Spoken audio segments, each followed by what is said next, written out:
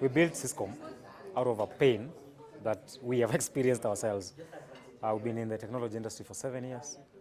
Three of those years have been in high tech, especially in financial services and payments.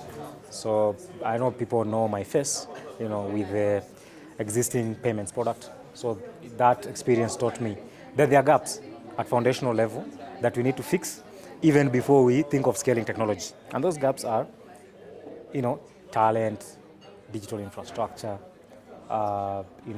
access to, ecosystem partners who can enable capital. The problem of capital is a massive. So what Siscom is doing is that it's not a product play like a lot of other payment technology companies, but a B2B, B2B enabler. So we enable other businesses, we enable innovators, we enable startups to build. So we have a number of products.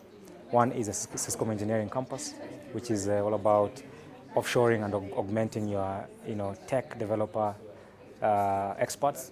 Then we have the digital infrastructure products, but also mobilizing capital that will finance this technology. So when we were dreaming up and we were creating the vision plan for Siscom, we actually put it side by side with an American company that a lot of people know today because of AI and didn't know 5 years ago, called NVIDIA. So NVIDIA was built around niche markets. So Siscom, as an infrastructure company, we are looking for niche markets that we can enable. Markets that drive demand for infrastructure, markets that drive demand for what we are doing. And this is, as an example, people in the blockchain industry need a lot of compute to do Bitcoin mining, to do the smart contracts that they're doing. People in the AI industry alone, again, need sophisticated emerging technology like GPUs to run models, to do AI research. And then if you think about now new industries, just like NVIDIA was looking at gaming as a niche market, we're also looking at creatives as a niche market. People looking for rendering, people looking for virtual machines or develop environment to run their models. Today, a lot of the regional markets have their compliance laws. Like as an example, in Europe, there's a GDPR. But back here home, Kenya is actually a leader in ICT. And what that means is that we've had the privilege of having the smartest brains behind our ICT policy. So the good news is that Kenya today has the Data Protection Act that was enacted in 2019 that protects customer data, Kenyans' data, by making sure that companies handle this data in the right format, they have the correct security protocols to protect it, and the data resides in the country. So the good thing is that we are very active. We're having conversation with that office to have Siscom itself be a compliant partner as a data controller.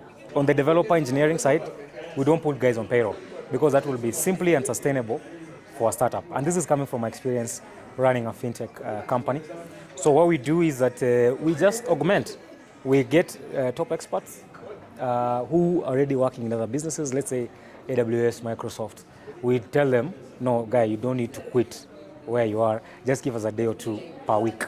Then we pay you for that Monday. Now, these guys provide the leadership, the expertise, and they give us that level of exposure of big tech in a small technology company. Then we are very active with the, the development phase. As an example, we have a partnership with Moringa, which is a STEM institution. We are also looking at people like Alex, who can feed us with the talent that we need. But most importantly, and you will see from part of our co-founding and senior leadership team, we're actually very youth focused. Average age of the guys at Siscom is actually 23 years. These are kids, young people are very excited about the future. They are exposed to the new ways of doing, building new technologies. They were born in technology, so they are more likely to build for the long-term future that they dream of.